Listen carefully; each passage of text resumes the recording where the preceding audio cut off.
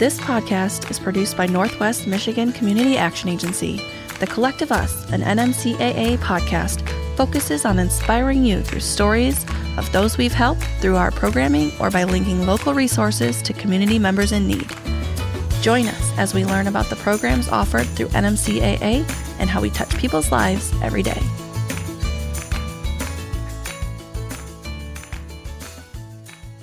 Welcome back to The Collective Us. I'm Erica Austin. And I'm Ryan Buck. Today we have a great episode lined up for you. That's right, Ryan. I'm so excited to share this episode with the Collective. Not only are we highlighting some key statistics from our 2024 annual report, but we'll be hearing from our leadership team throughout the episode, shining a spotlight on some impactful achievements NMCAA has accomplished in the last year. It's bound to be a good one for sure. And we've also brought back one of our MVPs, great guest who you've heard many a time, hopefully, on the show, NMCAA's Executive Director Kerry Baughman. Welcome back, Kerry. Thank you. Thanks for having me back yet again. You keep letting me come back, so Yeah. I appreciate it. It's always a pleasure. You keep delivering. All right. Well, hopefully I can do that with our annual report because we've got a lot of great stuff to share. Yeah. Well, if you are a first-time listener, it's important to note that NMCAA celebrated turning 50 in 2024, and we had a lot of really wonderful things happening throughout the year. So we are excited to dig into those. Kerry, is there anything you want to expand upon about our 2024 50th or anything like that? Well, first of all, I think thinking back to the actual celebration day, it was just such a wonderful event. You know, we worked on it for a long time. You worked on it for a long time. And, you know, thinking about what it could be. And it was everything we were hoping. So it was just a great testimonial to the 50 years that we've been around. And the thing, of course, like everything else about our communities and about NMCAA, what makes it great are the people and just all the faces, the partners, the staff, the former staff members that came to celebrate. It was a wonderful day. And it was wonderful. I think moving into 2025, it's kind of apropos to talk about that as we're talking about our annual report. Just a lot of positive energy moving forward, a lot of excitement about some of the things that we're doing. So as we look back on 2024 and celebrate all the things that we were able to accomplish in our 50th year, the energy that we have going into 51, I think this time next year we'll be talking about even more great things. Yeah, it's great. 51. 51. Yes. Is that the new 25? I wish. Any nerves over the 50th that you're glad to have behind you? You know, it was really interesting. I thought I'd be much more nervous up on stage with the podcast. The live show. Yeah, but it was wonderful. It was very calm. I enjoyed the entire day, everything about it. It was Good great. guess. Yeah. I wish I could have been in like 3 locations all day. Yeah. I think I was really nervous about food because I get nervous about food. And so I just kept increasing the order as it got closer and closer. So at the end of the event, we were giving everybody just armloads of things to take home. But that's okay. Yeah, it was I good. didn't want anybody to go Always hungry. giving. NMCAA. Well, can we start with something a little less traditional? Maybe not something you usually see in an annual report, but it's always one of my favorite things about the show. And that's how we celebrate employee milestones and achievements. Let's take a moment to hear from NMCAA's Human Resources Director, Betsy Reese. In March 2024, 69.2% of our workforce completed a third-party survey through Intergage. This survey provided feedback that was used to set up short and long-term goals and employee strategies. It also allowed NMCAA to participate in several state and national awards. We were announced as a 2024 Detroit Free Press Top Workplace in Michigan, the 2024 Nonprofit Top Workplace, and we were also recognized as a 2024 Women-Led Top Workplace. NMCAA currently has 348 employees. Employee retention is something we are very proud of within our organization. We have 60 employees that have been employed with us between 10 and 20 years, 33 employees who have been with us 20 to 30 years, and 11 employees that have been employed from 30 to 40 years. I'd like to take a moment to thank all of these employees for their dedication and service to NMCAA. Okay, so if I may, been around a little while. Leading departments, leading organizations, it's hard. let alone to be award-winning. So can you tell us a little bit about being a top workplace? How do you do that? Well, it's something that we've seen before. It's come across our emails and, always wondering, should we throw our hat in the ring? And primarily just as a tool to continue to figure out how to be the best workplace we can. So where do we start? What kind of baseline do we have? So when we did, and obviously we were pleased to be named top workspace. So that's something that shows our dedication and commitment of our staff, which is important. We want people to know who we are. We want people to have interest in us to potentially, seek employment, volunteer. But the real meat of that comes down to the survey piece that Betsy mentioned and getting that feedback and strategically planning around it and developing wellness committees for our staff well-being and all the other things that we're planning to do in 2025 to see next year when we do this same survey. Actually, not next year, it is next year, probably in the next couple of months. Yep. Have we made an impact? Where have we made an impact? Where do we need to focus? So it's great. We were really pleased. But the meat of it and the heart of it really comes down to what more can we do for our staff? What are they telling us? And how are we being responsive to their input?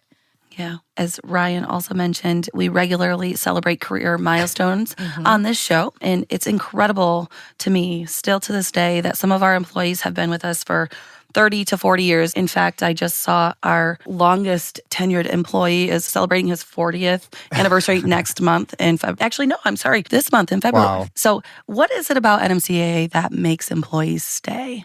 Yeah, I think when we do interviews, when we're hiring, we always say how long we've been at NMCAA. And I think that always strikes people because as we go around the room, I'll start out and say 17, 18, 19 years.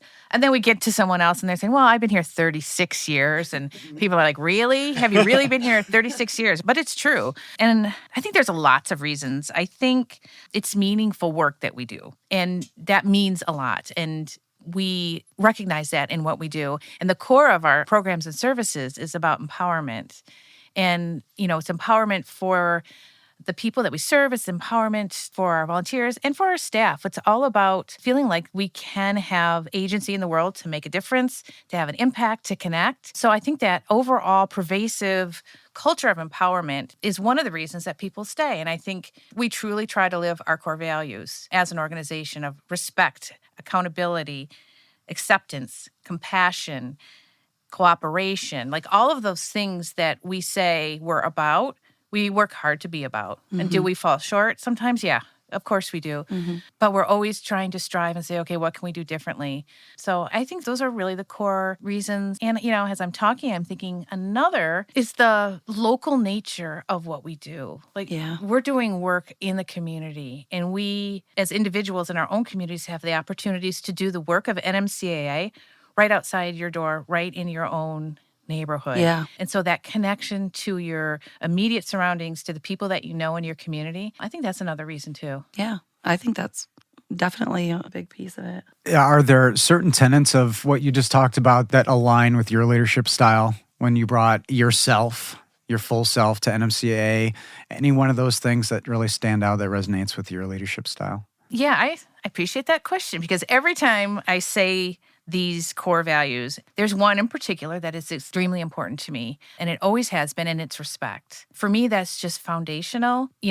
Our core values were elicited from our strategic planning process, so they came from the staff members and the board, and I'm so glad respect is on there because that is so important to me because I really feel like no matter what the need or a program that we offer, it's all about respect as a bottom line. And if you have an interaction with another human being that's based in respect, no matter what the outcome of the resource or the service, that in and of itself is therapeutic and connective and the core of everything that we do. So we have to be able to provide respect to each other internally as staff, to our community partners, in order to do it for the broader community. So I appreciate that question, Ryan, because that one really is important to me. Yeah. Well, and it goes without saying, or we can say it, these kind of things have to start and maybe not end, but be perpetuated by the top. Absolutely. So it's all right for us to celebrate the people in the room who are making it happen. And speaking of respect, let's transition to child and family development. One of the most notable programs for sure, including Head Start, GSRP, and School Success, a total of 1,218 families were served. One thing about these programs I love is that it is helping kids who need the most, providing I don't know, what is wrong with me? That sentence is a little tricky.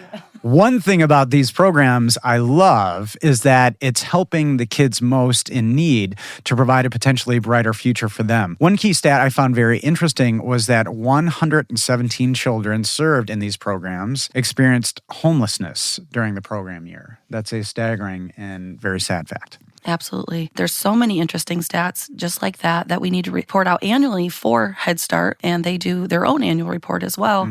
But Kerry, are there any key findings you'd like to point out that Head Start or GSRP or our child and family development, I guess, as a whole, provided that you'd like to share?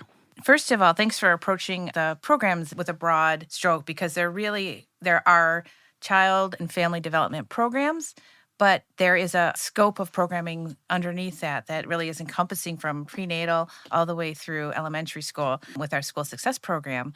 So I think when I look at it, it's the sheer number to begin with.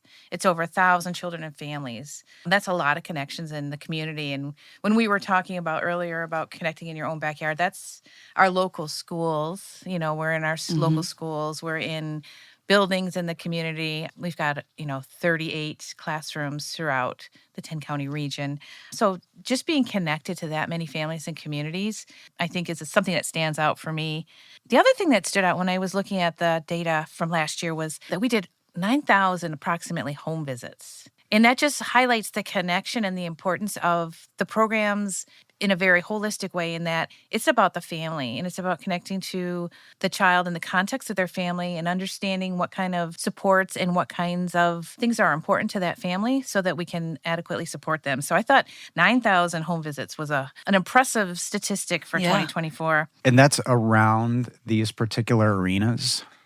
Yeah. Specifically? Yeah, with, early heads. These programs. That's GSRP, really to hone in on. That's a really Yeah. large and staggering number. Yeah, absolutely. I based on noted the that one as families well. served. Did you? Yeah. And I'm sure when you were in the GSRP program, you had home visits. Even though it's a center-based preschool program, we still have staff coming into the home and trying to and making that connections. We had a board meeting yesterday, and we were just talking about, in the board meeting, some of our board members, the importance of family. Family is the teacher for the child, and they're a consistent teacher throughout life, and the importance of programs being connected to families. And so I think, for me, that stat really upholds that tenet of importance for our programs. Yeah. The other thing that stood out, Ryan, you mentioned the number of children experiencing homelessness that were served. And we also have we had 43 children that were in the foster care system during the last year. So, there's a lot going on in terms of outreach, making sure that we're connecting where we need to be and supporting families who may be a little bit harder to reach as well. But the other thing that stood out when we talk about comprehensiveness and about engagement at the community level, I think about the statistic that approximately 30% of our staff were or are Head Start parents. Wow. Yeah. Every year I think that there's number one here. comes in. Yeah, there is. Yeah. It's been mentioned on the show Yes, before. Yes, absolutely. Wow, that's Yeah. staggering. Yeah, every year that stat comes in about the same. And that's one of my favorite things that I just tout in the community, because it comes from connection to the program and the people that work in the programs and a belief in it to want to pursue additional education and then, become an assistant teacher or a home visitor. So there's a workforce pipeline component too that I think is part of what we do in the community that maybe we talk a bit less about. We've got 437 employees and contractors connected to our early childhood programs. That's a big chunk of workforce for Northwest Michigan. Absolutely. That's a staggering number when you think about, and not only the numeric stats we talked about, but talking about the home visits. I'm also always very fascinated by that element of what NMCAA does, and we talked about it on a few different shows. What a key and critical way to meet clients where they are. It's really an amazing part of that. And on that note, let's take a moment to hear from Child and Family Development Director Shannon Phelps. This past year, we teamed up with Traverse City Area Public Schools and Generations Ahead to address a need in our community. We launched a center-based infant-toddler early Head Start program right at Traverse City High School. This program aligns with the school year and daily schedule, offering young parents a safe, nurturing, high-quality learning environment for their children while they focus on finishing high school or earning their GED.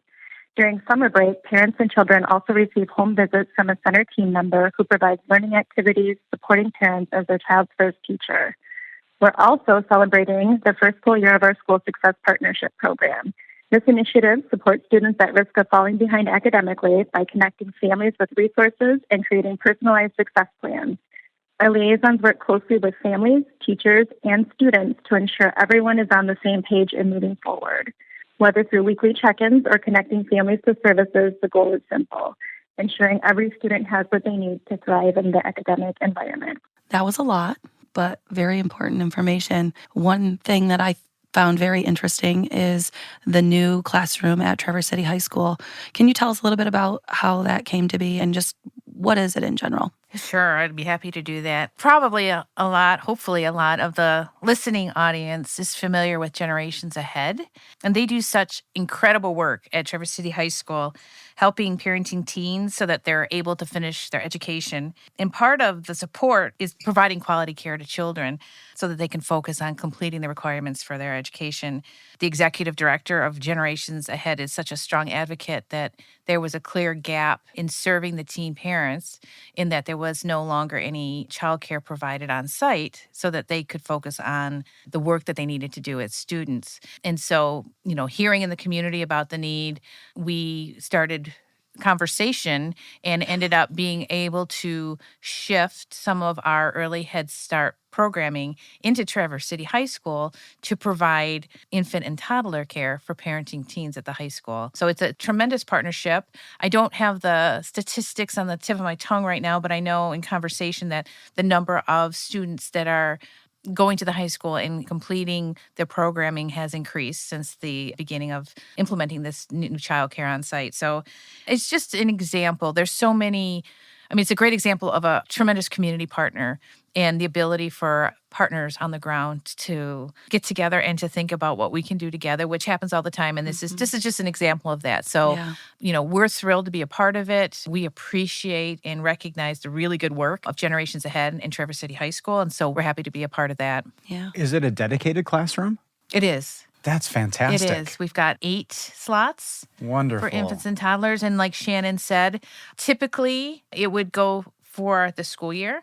But because students come from all over, we are able to sort of create our own program option. So in the summertime, we can stay connected through home visits and then sort of hold that slot for the coming school year. What a unique Yeah. opportunity, Very cool. and what a great segment of the population to help. Is it a branded room? Does the new logo look good in there? That's a good question. I haven't visited the classroom, so maybe I need to take a little Maybe tour. you have to take this on the road. Yeah. Maybe we should go check it That'd out. be a good road location. There we go. You might have some background noise, but We've it'd be good Yeah, background. we could do it. We could do We it. could totally do that. Let's just throw out a few more stats. 527 families received research-based parenting curriculum. 852 families discussed their child's screening and assessment results. 82% of students met or exceeded literacy expectations for school readiness, and likewise, 87% of students met or exceeded social and emotional skills for school readiness. And lastly, as Kerry has already mentioned, nearly 9,000 home visits were conducted. This is all incredible work done by our CFD staff at NMCAA and across the region. And again, great leadership. It's clear that you are people of service, helping people of service, which is super unique. And we were talking about this ahead of time personally. Yes, we were. Can we jump to housing? Sure. That's not an uninteresting topic, is it? But there's so many programs at NMCAA that deal with this issue. And Kerry, it's a wide topic, from homelessness to home repair, homebuyer education. What makes housing such an important issue for NMCAA to be able to help? I think by the very nature of it, housing is a basic need. Home is so important to all of us that everyone deserves to have a place to call home. And we know that sometimes it's a struggle. We know sometimes home isn't a safe place. And we know sometimes we don't have a home. And so all of the different facets of what it means to have a home lends itself to needing a great deal of support from the community at large to ensure that we can guarantee that for everyone. So we have a number of ways at NMCAA in which we engage in helping to make that a reality. And as you said, it's through some of our home repair programs and our weatherization program, addressing homelessness for those people that are experiencing homelessness.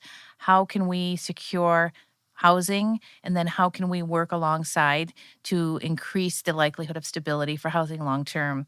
And I think if the availability and the affordability of housing weren't at the crisis levels that it currently is, it'd be a lot easier to make a dent in the metrics that we want to see move in a positive direction. But we're working very hard to do that. And we're working collaboratively because that's the only way that larger systemic issues like the housing crisis can be addressed.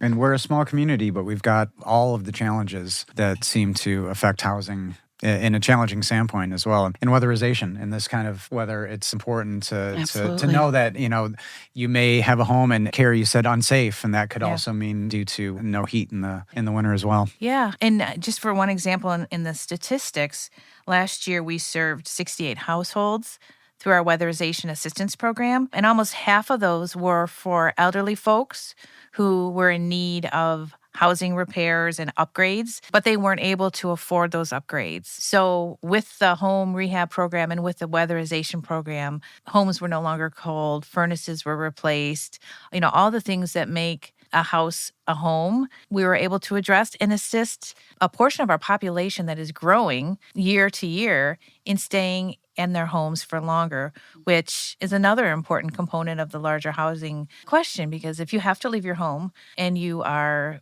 a low income or even middle income, options are few and the threat of homelessness exists. So I look at these programs, I look at weatherization, I look at home rehab in many ways as a prevention program as well. Yeah. Great point. Well, let's provide some of the stats and then we'll hear from a couple of our directors in the housing arena. So in 2024, NMCAA completed 3,674 households tax returns and put over $6 million back into the hands of the community members through credits and refunds. Plus, 100 households attended homebuyer education and 175 households received budget coaching. Here is Tish Stave, Director of Housing and Energy Efficiency Services, with a highlight to 2024. One of the most exciting accomplishments of 2024 was NMCAA's Housing and Energy Efficiencies Department completing our first multifamily weatherization project. NMCAA is seen as a leader in this space, as we are one of only 2 agencies in Michigan that have completed similar projects. The Weatherization Assistance Project took place at Keystone Village, which is a 24-unit property in Traverse City owned by Homestretch Nonprofit Housing. The apartment complex is a low-income housing tax credit property, and units are occupied by low-income households, including 6 units occupied by elderly residents, 8 units occupied by disabled residents, and 12 units with children 18 years of age or younger. Weatherization services provided included increased insulation, weather stripping, new lighting, increased ventilation for air quality, and other health and safety improvements. Current and future residents of Keystone Village will enjoy more affordable utility bills and increased comfort and indoor air quality for years to come. We are hoping this is one of many multifamily weatherization projects that we complete now and in the future. It's such an accomplishment to be one of the leaders in the space, not only that, just finishing it, but also being a leader in the space of that multifamily weatherization project. Kerry, can you tell us a little bit more about this project? Sure. I guess to start, with our weatherization assistance program, we've got some additional funding that we didn't have in the past through the bipartisan infrastructure legislation. And so we've got a lot of work ahead of us. And we're trying to figure out, we want to meet all of our targets, both regionally and as a state, because we want to continue the inflow of dollars to support weatherization. So one of the ways that we can, meet these higher production thresholds is through multifamily. And so Tish talked about her and her team decided, okay, we're going to try this. It's new. And they, as she said, started with a 24-unit complex on Keystone. And I was fortunate because it's new and it's kind of new in the state. Our monitors, of course, wanted to see how we were doing it and if we were doing a good job. So I got to show up. I kind of just showed up on the day that they were here and walk through the building with them and see the work that was done. And it was, the economies of scale to do weatherization, in a multi-housing complex means that the cost for us to do those jobs is a lot less than doing individual homes. Yeah. So we'll, of course, we're going to continue to do individual homes, but we have what's called an average cost per unit. So sort of a threshold on what we can spend per weatherization job. Well, that is greatly diminished when we're doing a large scale project in general, which helps put more money, keep more money in our budget to continue to do more multifamily projects or individual housing units. Yeah. So it was really cool to see. It was completed. And then now we're starting our second project up in Petoskey. It's Maple Village, and we're going to tackle 48 units this time. Wow. So yeah, we're just starting the project. So it's, It's exciting. it's exciting. It's really exciting because it takes a while to do all the things up front that you need to do to get ready to do the work. But then once the work is complete, you've got a 48-unit building that's completely weatherized and up to date and for free for the folks that live there. So we're really excited about that. Yeah. And so, kudos to the team to take this on. And I hope that we just can continue to expand production and, bring this to more homeowners and raise awareness because it's such a wonderful, critical. Right now it's January and you really realize the critical nature of these measures for people that can't afford to make some of the repairs that they need. Yeah. And Tish talked about some of the savings that you can get. I know she mentioned lighting, little things add up, just like we talked about on the tax show. And as a reminder, again, the HEAS team reported out in 2024, 68 households received weatherization services and 27 households received emergency home repairs. And I think there's a really great testimonial that you have. they This is did. Awesome. Yeah, so it reads like this. We have worked really hard through very trying times to keep us financially stable through the years, but this was a huge blow we couldn't bear. We do not know what we could have done without the help of NMCAA and Berg while drilling. We will forever be more grateful than words can express. And this client was named Brandon P., and he was a home repair client who had his water restored with a well replacement.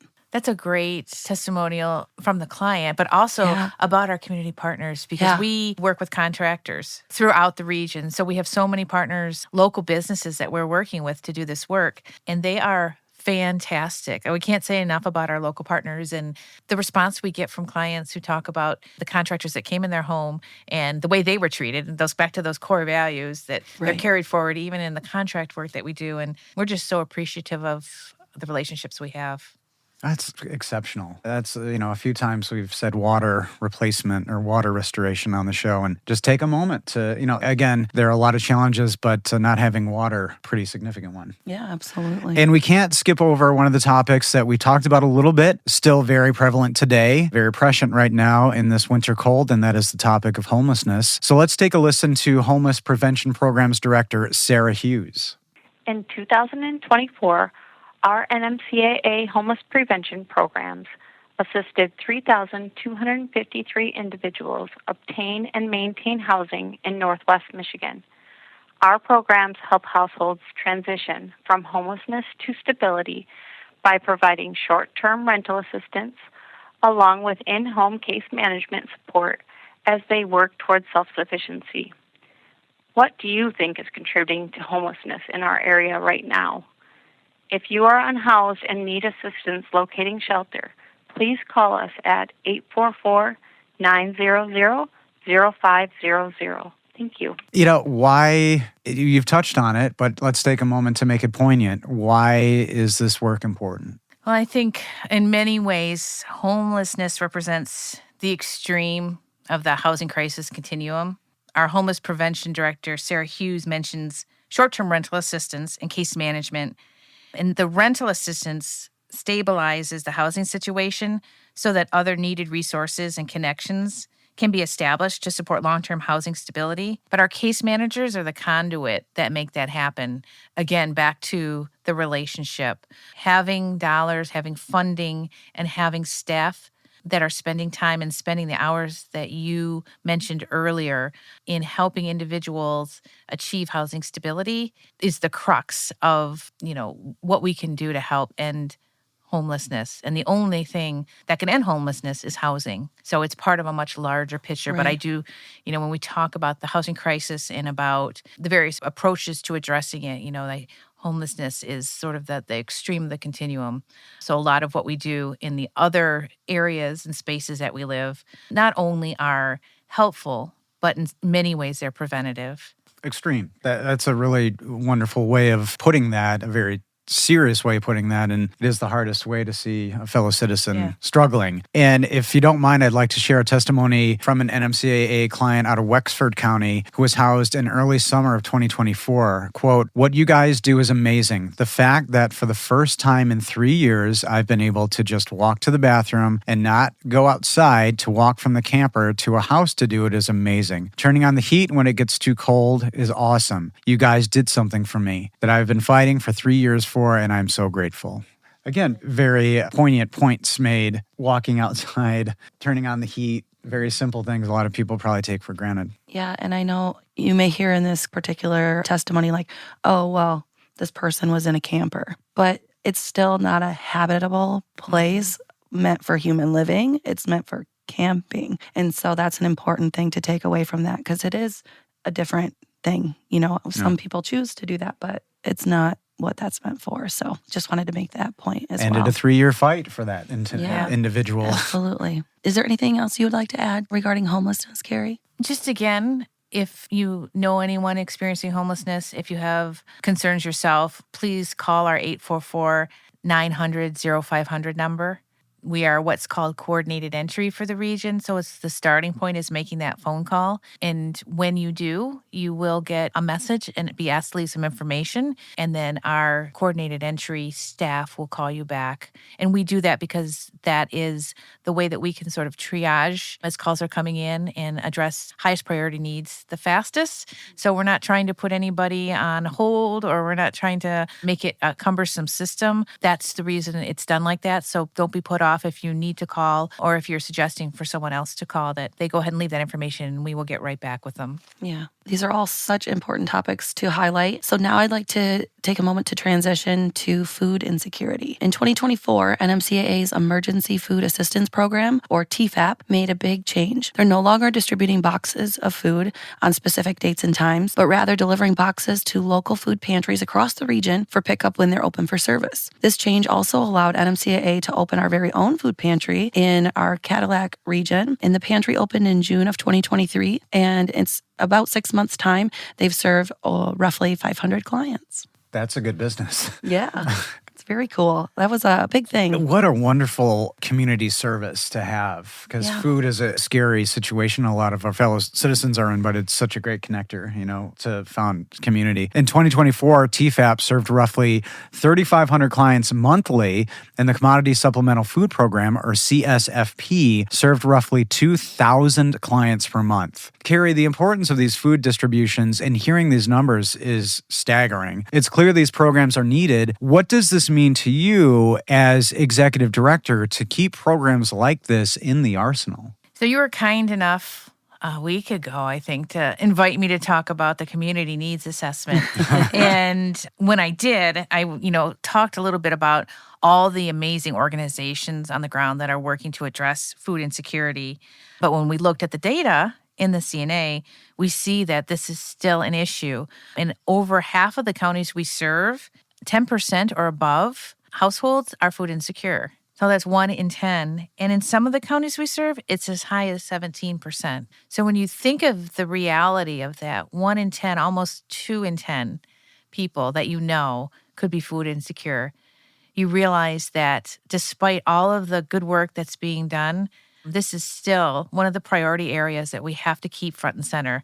And that's why these programs are so important. The interesting thing is that another facet of food insecurity has to do with access to healthy options, which we know directly impacts health outcomes. So as part of our needs assessment, we surveyed the families that are in our early childhood programs. And in the survey, participants were asked about whether particular needs existed for them personally, for their family, or for any of their children. The needs spanned a wide range of social determinants. And regardless of the program, so we kind of went through the programs earlier, regardless of what program someone was in, one of the most common needs for family, usually related to food insecurity, specifically availability, costs, and surprisingly, tips regarding fruits and vegetables. The Tips. need to access fruits and vegetables, the cost of fruits and vegetables, and how to eat, how to buy, how to store, How to cook. how to cook. Really? Yeah, that really emerged strongly. And I guess it's not surprising, but the level at which it was a priority, like it was like families were saying, this is important to us. We know that this is important to our family, but we could use some assistance. So that was a facet of the food insecurity data that I thought was really particularly interesting. So this is clearly a basic need that's a priority for our region. And I'm sure there's overlap, right, even in some of the GSRP programs, because as we heard on the show many times, when you have home visits, the team is looking for the whole family. So they're looking around and they may identify other challenges that family's experiencing, right? Right.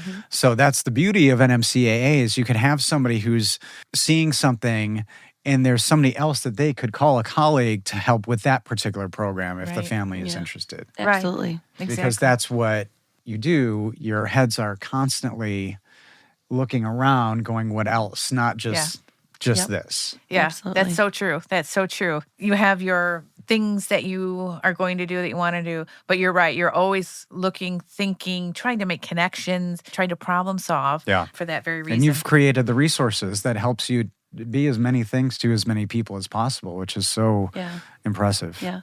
I remember a story when we had our Meals on Wheels manager in. She talked about one of the home visits for that program when someone went into the home to deliver a meal and they found out like their refrigerator wasn't working anymore. Oh, right. Yeah. And so same, not only with our child and family development, but also with our seniors who are receiving Meals on Wheels, they then were referred to, get like some type of assistance through. Or people who didn't know they had a challenge and somebody just simply said, we have somebody who could help with that. Yeah. And that person went, oh. Yeah, absolutely. Speaking of Meals on Wheels, we're going to move into that realm. So we know that the clients certainly benefit from Meals on Wheels, but also the families and caregivers of the clients. I know that we had a beautiful testimony. Kerry, can you tell us about our client, Jerry? Sure. So Jerry is a Meals on Wheels client who we featured in the 2024 annual report. And he graciously allowed us to share his story, which in one way or another really is the story of all of our Meals on Wheels clients. Jerry's wife was very ill for a while, and he was her caretaker and spent all of his time, particularly in her last months, caring for her. And he was able to receive Meals on Wheels so he could just do what he needed to do in that time frame. A year later, Jerry underwent surgery, and it required a longer than expected recuperation and then some health issues that followed so that he was no longer able to drive. And I think he was reminded by a family member, don't forget about Meals on Wheels. They can help you. And so he has a very devoted family, but we were able to assist with the day-to-day and help him stay healthy in his home. And he has a quote as part of the testimonial, which I wrote down a couple sentences because I just loved it so much. He said, "Food is such an important part of our daily routine, but trying to cook for one is difficult. Meals on Wheels is not just food. It's a service that I'm 100% in love with." And I absolutely love that quote. Yeah. I'm 100% in love with. And I can't talk about Meals on Wheels without talking about the drivers and the volunteers, because they make the program happen and they are the relationship for our Meals on Wheels recipients. They're, again, going back to that human connection. They are the human connection, and they mean so much to the people that they deliver meals to. So I can't thank them enough, recognizing what they do, the hours they volunteer, the weather they go out in to deliver meals. No kidding. I'm so amazed by that group. And so I just wanted to give them a shout out in this segment because they're so critical. And they're so critical, again, to the people that receive meals. It's a lot of people. And this is, for those of you listeners who love the stats, this is the show for you. And we're going to talk about some Meals on Wheels number. The impact is great. Numbers to back up the stories. So 179,949 meals were delivered to a total of 1,147 homebound seniors. It's a lot of meals. It is. It's incredible. And just think about the staff making all those meals. It's and incredible. I think about the story of the driver who became a client.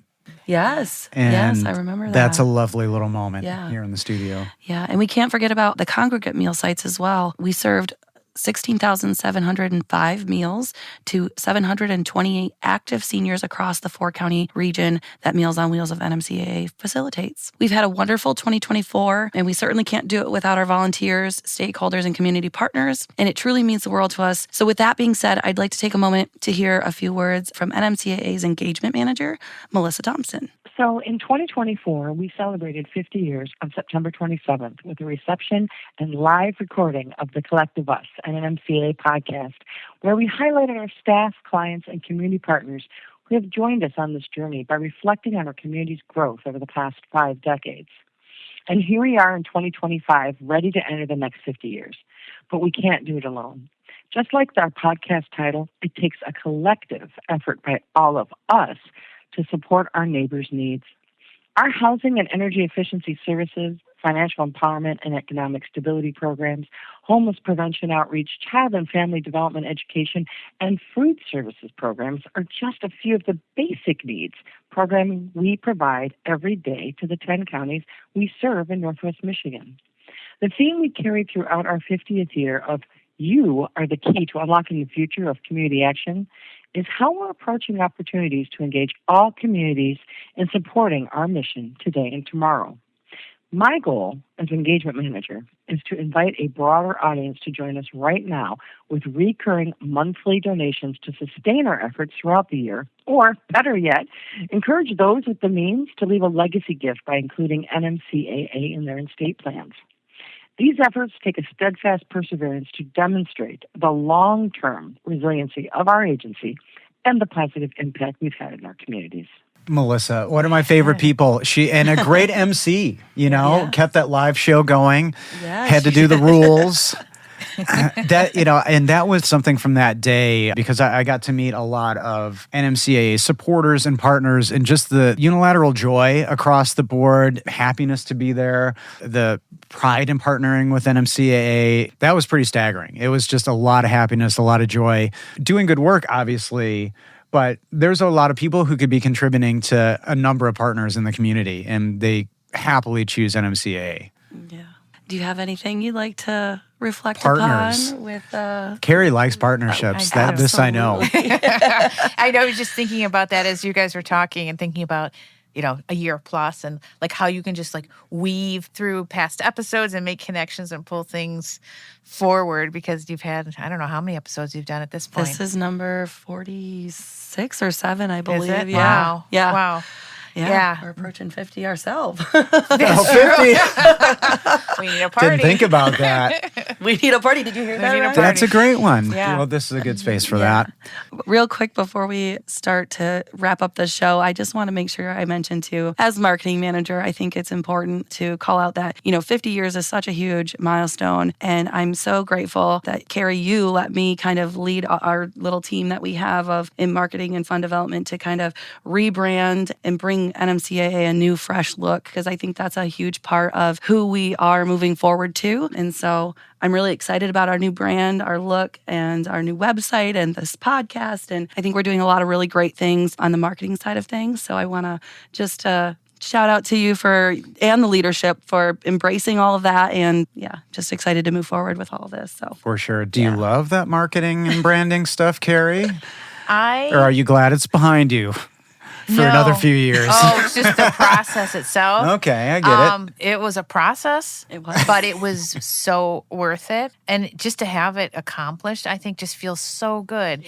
And after our 50th, we were still on site and you said something similar to me, thanking us for letting you do the amazing things you do. And I was like, no, thank you. But it was so kind of you. But really, it's just, creating the opportunity for creative and skilled people like you and your team to do your magic and just to watch it. It's part of our strategic plan, and our strategic plan goal is awareness. We want people to know that we're here. We want people to know that we can reach out, but we can't do it without you helping us and doing the things you do. So thank you. Yes, you're welcome. I think anybody in the collective, if you get a chance to buy Carrie and Erica a beer, they can tell you all that they accomplished in the last year because it was staggering. It was. Just outside opinion. But Kerry's been on the show long enough to know now is the time for the hard-hitting question. Yeah, here we go. I'm ready. She's ready. Now we have to ask, the executive director hat is on. You took the role of executive director after working your way through the Child and Family Development Department at NMCAA. And we're not holding you to anything here, but what is one other area you're really supremely passionate about now as your career has been less focused on the families within CFD? So you always have a different question for me every time I come. We switched it up And you this really time. switched it up. Yeah. Can't let you get too comfortable. Yeah. Well, let's think. I started my career as an early Head Start program manager because I had been a home visitor myself for a number of years prior. And then I served briefly as a Head Start director before moving into this role. And I think looking back, my passion and dedication for those programs were anchored in two things. One was the belief that the programs made a difference in people's lives and that the work is truly, truly meaningful. And the other is that the focus of the program was about relationships and empowerment.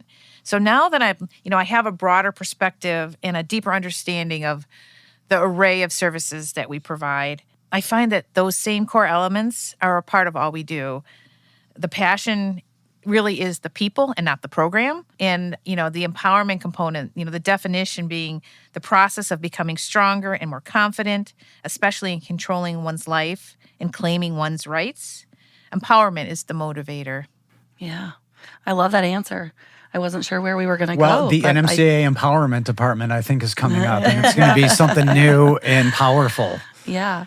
So I do have one additional question. If there were one message you'd like to leave our listeners with today about NMCAA in 2024 and then how we're moving into 2025, what would your message be? Well, let's see. Looking ahead, the first thing that I think of was a theme that we had in our 50th anniversary, which is everyone is key to community action. There's a place for everyone to engage and everyone to make a difference. It's the conversion of all the efforts that make the change possible and empowers people to improve quality of life. So the one message I think I have would be to engage.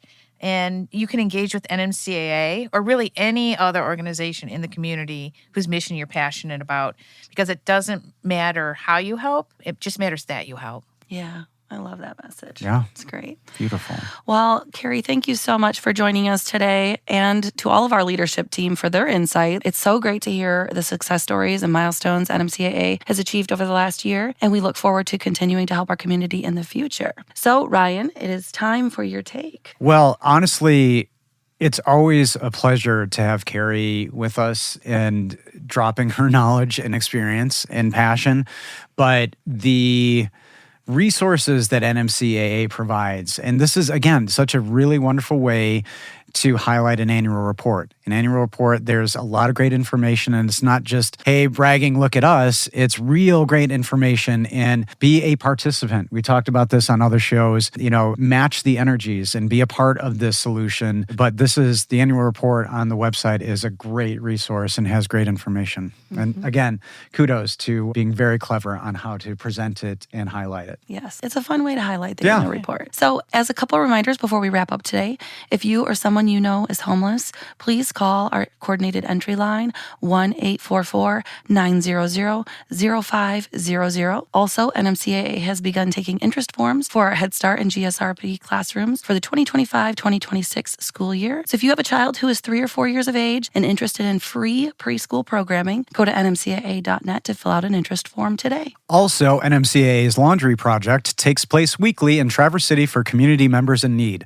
To learn more about that, contact NMCAA by calling 231-947-3780. If you enjoyed today's podcast, please share this episode or the show link on social media. Follow the podcast to know when a new episode drops and rate the show. It truly helps us to continue to get the word out on all the good work NMCAA does in the community. If you would like to become a sustaining donor with a recurring gift or contribute a one-time donation, please check out nmcaa.net/donate or send us a message at collectiveuspodcast@nmcaa.net. To learn more about Northwest Michigan Community Action Agency or the programs we offer, or would like to make a donation, we encourage you to reach out at 231-947-3780 or visit our website, nmcaa.net. And to the collective today, we encourage you to continue to strive each day to do something to help yourself or your neighbors.